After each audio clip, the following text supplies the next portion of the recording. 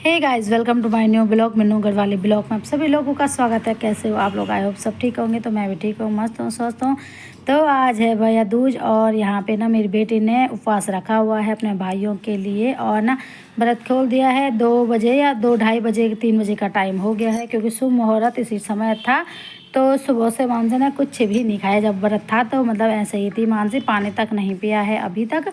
और यहाँ पे मानसी की पूजा शुरू हो गई है और पहली बार मेरी मानसी ने ये व्रत रखा हुआ है, क्योंकि घर में थी तो उसने ज़बरदस्ती करी कि मम्मी मुझे व्रत रखना ही रखना है। तो मैंने कहा चलो कोई बात नहीं है भाई, जब रख रही है तो इसका आइडिया मेरे को भी पता नहीं था किस तरीके से व्रत को मतलब पूजते हैं, खोलते हैं, ये पता मुझे नहीं था।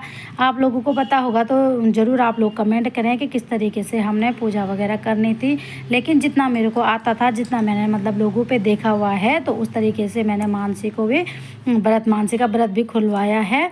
तो सभी लोग बैठे थे और मैंने ना दोनों को, मोंटू को और अपने भांजे को यहाँ पे पटरी पे बिठा रखा था और मानसी को भी मैंने पटरी दे रखी थी, क्योंकि बोला जाता है कि मतलब चेयर वगैरह पे नहीं बैठा जाता है इसमें। तो मैंने दोनों के लिए पटरियाँ दे रखी थी बैठने के लिए।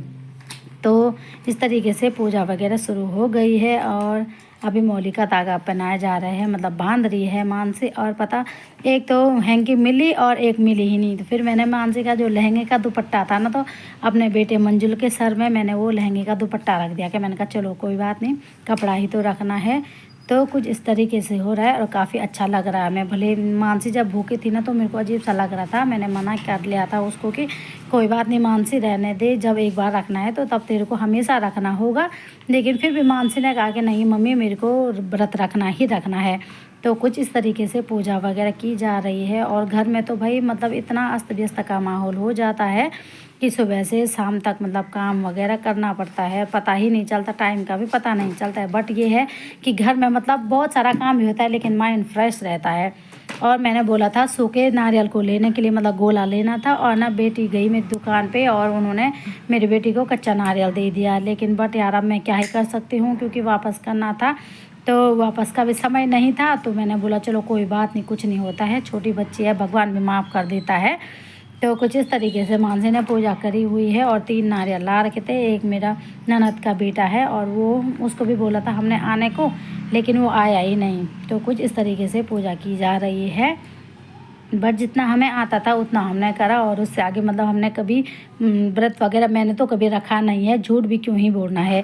तो फर्स्ट व्रत मेरी मानसी ने रखा है भैया दूज का। तो कुछ इस तरीके से पूजा वगैरह की है। और जहाँ पे भी आप लोगों को थोड़ा गलतियाँ नज़र आएंगे तो आप लोग ज़रूर कमेंट करें कि इस तरीके से होना था।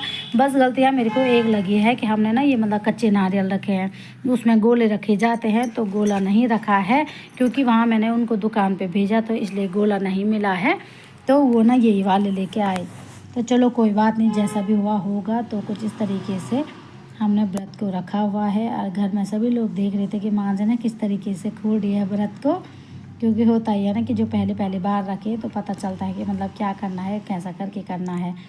तो कुछ इस तरीके से हो रहा है। सभी बहनों को भाई दूज की ढेर सारी शुभकामनाएं। माता रानी सभी भाइयों की रक्षा करे, लंबी उम्र प्रदान करे।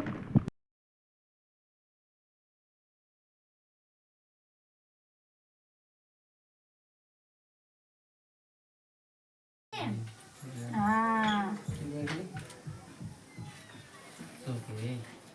ठंडा कर दिया।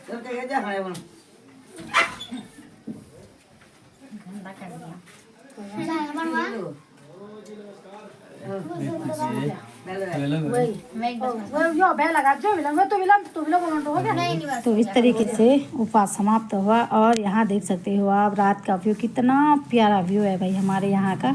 तो फिलहाल आ रखे थे मैं ऊपर छत में। ये माता रानी का मंदिर है और ये है घर जहाँ पे शादी हो रही थी मोहित लोगों का। तो काफ़ी अच्छा लग रहा है रात का व्यू में। तो आज आई ऊपर वाले छत में और मैंने कहा ना एक शूट कर लेती हूँ अपने गाँव का, कितना प्यारा